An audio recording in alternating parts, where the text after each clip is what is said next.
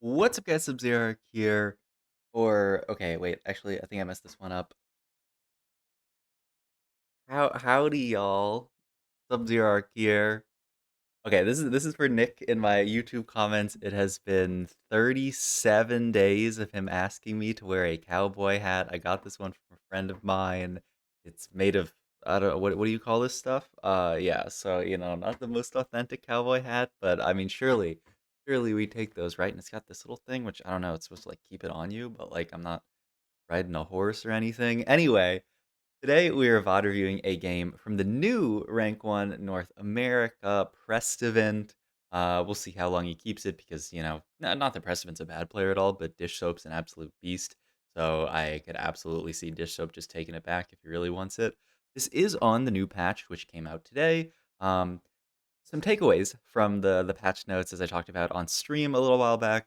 Uh, they super gigabuffed Tarik. They gigabuffed invokers really hard. A lot of people were kind of afraid. Is Tarik going to be OP after these changes? Because he was a weak unit prior to the patch. He was one of the weaker 3 costs, but they super hard buffed him.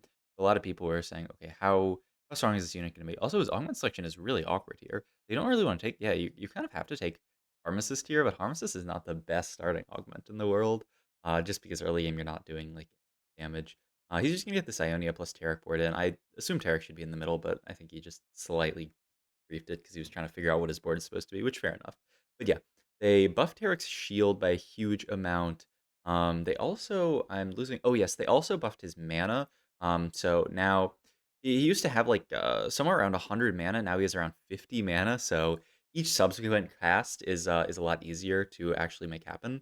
They did nerf his starting mana, but still getting multiple Terra casts past the first is easier now than it was before. So we're gonna watch a game of Press Event playing around some of these new buffed units, see how good they are. Spoiler alert: I watched this game; they're pretty good. So yeah, let's see how the game goes. He's fighting some really strong boards, right? He's fighting the Stars is Born player who just went level 5 at do 2. So not just hard win streaking every single fight. He also his items are like giga awkward for this spot, right? He has just a last whisper that he can make. He basically just got a pretty heavy gold opener. And we are in, I think this is called Mars Omegnum, where you get Tactician's Crowns throughout the game. So he's going to have to figure out how to add multiple extra units to his board based upon, whatever comp he ends up playing. But yeah, all 3 boards that he's fought so far have actually been pretty strong. You can see he's actually lost streaking decently hard with this opener just because he sort of like lacks damage. They buffed Karma's damage straight up, yes, but a lot of the buffs that were to like the Karma comp were to like the actual invokers that you play. So they giga buffed Galio, they buffed Soraka a good bit. I don't think they changed Lysandre at all, but he's gonna take a Rod Lysandre, which actually looks really good. Just with that glove Soraka that you can maybe take, but then like your items still become very awkward. This at least allows you to make the JG, or if you really wanted to play like into some AD spot from here, a Gwynsu, but I think JG makes a lot of sense. And he's going to get his first Tactician's Crown here. So now he has to add another unit. He's going to play double Tarik in this position, and then just add Lysandra to give Invoker to his entire team. Invoker also just sort of good synergy with Tarik, right? Allow him to cast more frequently when each cast is so strong. But I mean, I didn't watch. I just saw the end result of this game, but I didn't actually watch super specifically. He is just every single board he's fighting is like the strongest board. Like his board's not even bad, and he's just 4 loss streak, 68 HP for some reason. It's actually really scary now because Boobob, that's Box, I believe. Box is in his lobby, and now he has to make sure that he loses to Box here, or else he's gonna break his 4 streak. So yeah, I would be looking. Yeah, Box is scouting him. He has to scout Box and make his board weaker. He has yeah, he's got this Jinx in shop. Yeah, he has these units in shop. Okay, this was pretty well done. He didn't end up like blocking a unit in or anything, but I mean this is quite well done.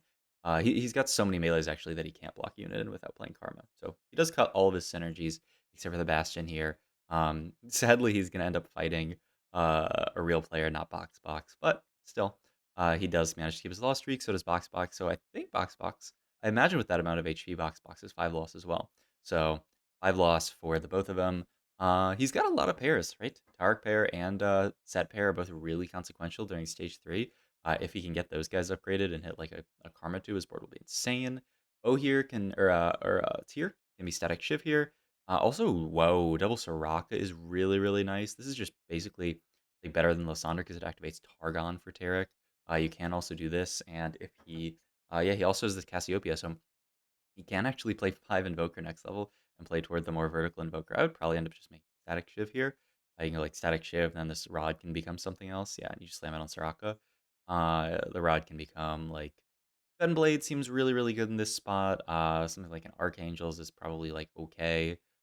Even like a Death Cap is probably fine. I think Gunblade makes a lot of sense. Just like buy more time for your invokers. Just cast infinitely, especially with all the time that you're buying with your frontline. Archangels also sounds fine. Item wise, or augment wise here, nothing too crazy. Tons of stats is basically the only takeable one for you to be happy with.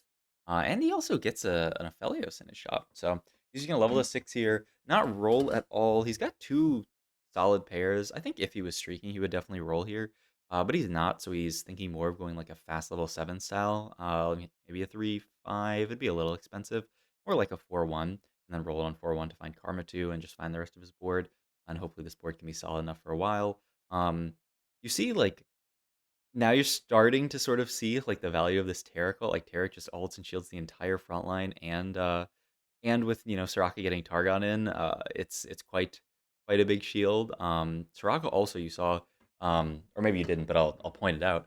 Soraka dealt 2,000 damage in that last fight as just a Soraka 1 sitting on bench. The thing they buffed about Soraka was her damage, so she should be doing a lot more damage now. So we'll see how that goes across the game as well. But I mean, overall, it's been a relatively standard game for this sort of vertical invoker type comp that didn't really exist last patch, but some of the buffs have really brought into the forefront of TFT. But I mean, my God, Karma also with the buffs doing. But yeah, look at that. Karma dealt 3.1k, Soraka 2.2k, like 2/3 of the damage that Karma dealt. Soraka also dealt. Like we were talking about, yeah, I like Gunblade here, but it can't be taken anymore. Did you go Archangels? Did he take that? Yeah, he takes the Rod. He's looking at potentially Archangels. I'm curious if he ends up making it or not. I mean, I think it's the best slam in this spot. You can always wait and see. I mean, he has Harm Assist as well, which is good synergy with Archangels. So yeah, he's just going to make the Archangels. Um, Plans Galio, which is generally a better unit than Cassio, though you do lose the healing reduction factor.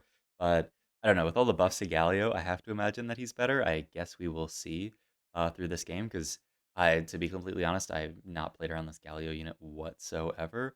So all good. We're actually fighting a Riftwalker board here with this Cassidon. They ended up having to build a BT, which feels a little bit bad. Oh, they're also Riftwalker 2 healthy, which is pretty sick. You can play a lot of uh, just 2 cost bastions. You play Cassidon. You can play Galio and like Soraka. Yeah, I guess Cassidon's your bastion, but like Cassidon, Soraka, and Galio actually have really good synergy. So that's a pretty cool board. I wonder how highly they're gonna place. But yeah, now you're sort of seeing this comp really come online once there's a little bit more frontline around the Terra for him to shield for. Um, Fighting this board here, which just went like the fast level 7. This is the Stars is Born board earlier, and then somehow they hit a Heimerdinger on 7. So, and there's 6 Void.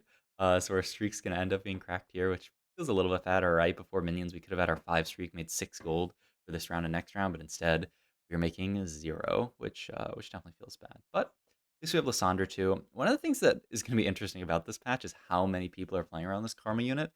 Because if Karma's Giga broken, which it certainly seems like she could be, um, you sort of have to wonder if there are like 3 people going for Karma every single lobby. Then like okay, I assume Karma's going to be super contested. So then like oh my god, I mean, he was always going to play Aphelios as his next in here just for, oh, wow, he doesn't even make it. That's pretty interesting. He thinks it's just like a waste of gold to make Aphelios too, and that he's just a synergy bot.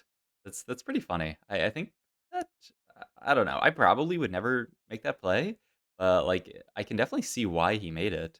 Um, just because like yeah, Aphelios is really going to do like basically no damage. He's just a another Targon unit, and like in an ideal world, we're just playing 6 Invoker here, which can he play? Yeah, he can just play 6 Invoker in this board. So that's another reason why I didn't make the Aphelios. He's just like, well, I don't really need to play this. 6 Invoker is always going to be my strongest board. So yeah, he just gets 6 Invoker in. And he also gets, very crucially here, Combat Caster. Every time your units cast, they get a shield. Obviously, kind of insane with Invokers. There's also that other player that he just looked at who's also playing around Invokers. But yeah, these are units that are going to cast a ton. A lot of these frontline invokers are, going to end up casting a ton, like Galio and Shen and Lysandra.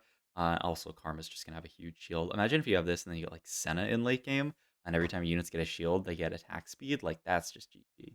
But yeah, he absolutely stomps Casper Wu's board here. His Karma with 2 items did 10,000 damage. Just 10,000 damage easily, which is pretty insane. And he finds Soraka too, so now the comp is really starting to come online. Phone buzzed again. It's honestly, it's like necessary that I have my phone on my desk and it buzzes like once per video, I think. But yeah, I mean, his spot is starting to look really, really nice.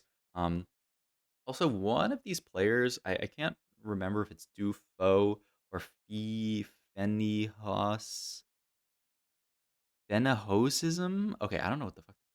Um, One of those two players was also playing around this exactly same sort of like invoker opener, just using it to like push levels. Rest of it does see something on this carousel, and it is a rise with a rod. And so he's just gonna snap that up. This is his 6th invoker again. He doesn't have to play either Cassio or Galio anymore.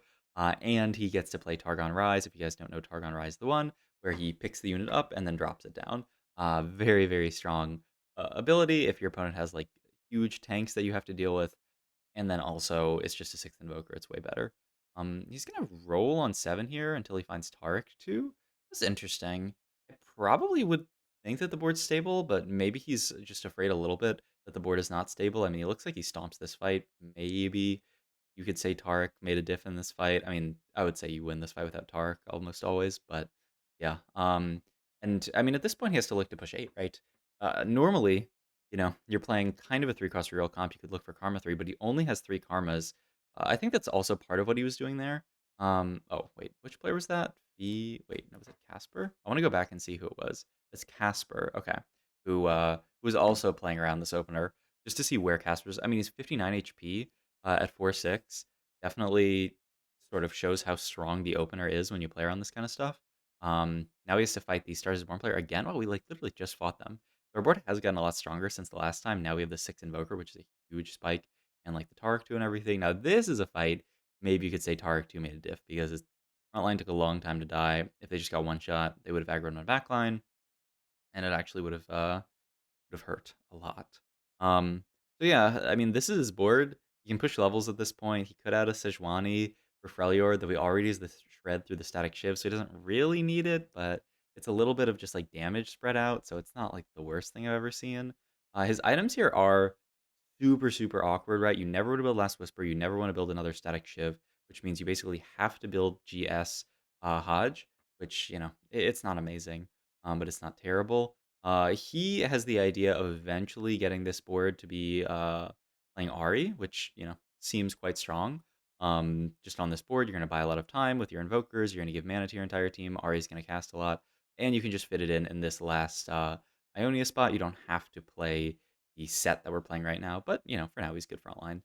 So he just puts the items on Rise for now. Maybe we'll be able to move them over later. And Rise still 3k damage, not bad. I mean, 3k is a lot, but I mean when you compare it to the Karma who dealt 12,000 randomly, it's not even close. And he ends up hitting a Scion here on his level 8 roll down, which is really good because you just need to buy as much time as possible in this comp for your Archangels to scale up, for all of your Invokers to continue casting, and Scion is probably the best unit in the game to do that, just to buy infinite time. So yeah, we're fighting this board here, which I also wanted to point out. This is Vertical Sorcerer's board, and they're relying on this Tarik frontline. We almost kill everything, but the Tarik is just too tanky. Did you see that Tarik shield, by the way? It was legit his entire health bar. He was at like 20% HP. So this loss actually scares Prestivant a good bit because he just took a huge loss, and he is at a very low amount of HP. So he's going to start rolling down here, trying to find like a Shen 2 spike his board. Does end up finding Shen 2. So now his front line is a lot better. The other thing to note is that because of the drops that he got from the last minion round there from Raptors, he has no tank items this game. He built triple damage items on Karma, then got dropped like more damage items, and then got dropped even more damage items. So he has to play this game without any damage items. He gets Fawn Carousel here, which is just one more Fawn because he already has 2 because of the Galaxy. So it's a triple Fawn game for everyone, which is pretty interesting. I don't know what you even add here. I mean, he took the Aatrox. It could be Juggernaut, but I don't know. I honestly would think about playing just like another Soraka or something if we hit Soraka too.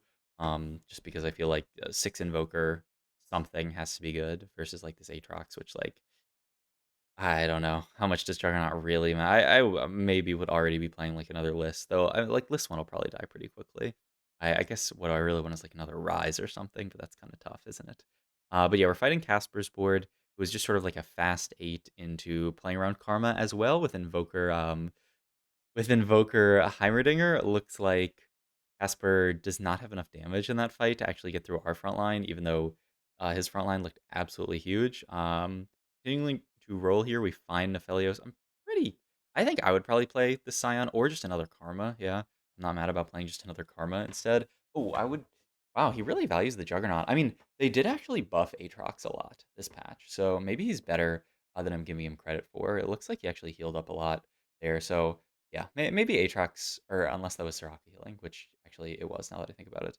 Um, but yeah, like maybe Aatrox is better this patch, just because of the huge buffs they also super buffed Aatrox, right? They gave him like 4 buffs or something. Um, so he's probably also strong. I guess we'll see. I don't know. I have not looked at the stats on like units this patch. But yeah, top 5 now. Earlier this stage we were like 20 HP, but we've just been sort of like winning every fight.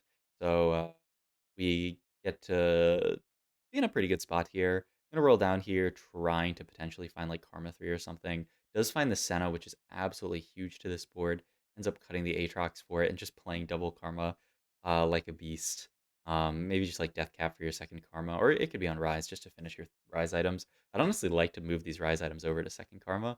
But yeah, this is his board. Just 6 Invoker, playing a 7th Invoker in this Karma, and just pew pew pew pew. They are all firing all the time, and they're gaining infinite attack speed now. Not infinite, but you know what I mean. With the Senna, yeah, this is a gross board, and something that just didn't really exist.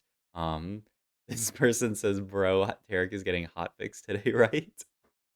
We will see. We will see. But yeah, so this is Dufo's board. You see double Terra cast shields the entire front line. Precedent's been just shredding boards here, but boom, double Terra cast again, shields his entire front line. And just look at that amount of shielding. Like, how gross is that? It was just impossible for any unit to kill that front line. Like, he just put 2 Terriks there with, like, I imagine that was at least, like, 6 Sork, maybe. I mean, it's not 8 Sork, I don't think. But probably like 6 Sorcerer, Taric frontline, and just there was nothing. There was nothing to be done with all those Tarics. Putting in another Rise here over the Karma here, maybe to just help deal with frontline better. I'm curious actually which one's better. It's pretty close for sure. And we're gonna have to fight this board, which is like a fast 9 Isa Void board. Pretty sick, pretty cool board. Playing around 6 Void. They did just buff it. It is not enough for the to be able to deal with the Invokers though. We'll get a Shroud here, and it comes down now to vertical invokers with Tarik versus a vertical Sorks with Tarik, who will be the dominant comp in the end. Yeah, you can play this Ari here. It even gets Sorkin, which is nice. But yeah, you kind of have to frontline something else, or else your entire backline is super clumped for this like Jarvan. I mean, you're gonna be clumped regardless. It's pretty tough. Holds the Shroud here. Does get to. Oh wow, he actually puts it over there instead of hitting the Ari. I mean, Lux is a really good unit to hit, but I mean, just still look at these Taric casts, man. Look at these Tarics. They're just unkillable. It's just not possible to kill the Tarics. So yeah, that is the VOD. Hopefully I inspired you guys to play some broken units. We'll see if things get hot fixed, but I mean this seems I don't know. This seems kind of crazy with how strong this Taric unit is. Karma seems really good. Invokers in general, Sorks in general. But yeah, hope you guys enjoyed the video. If you did, like, comment, subscribe. Check my Twitch, all my other links down below. I put the cowboy hat on for my boy Nick, but now I'm gonna lose the daily engagement. So if people want to encourage me to do stupid stuff like this in the future, then continue commenting on my YouTube videos and say day one of asking Sub-Zero to do something else that is wacky but that doesn't break terms of service. Thank you guys for watching. I'll see you guys later.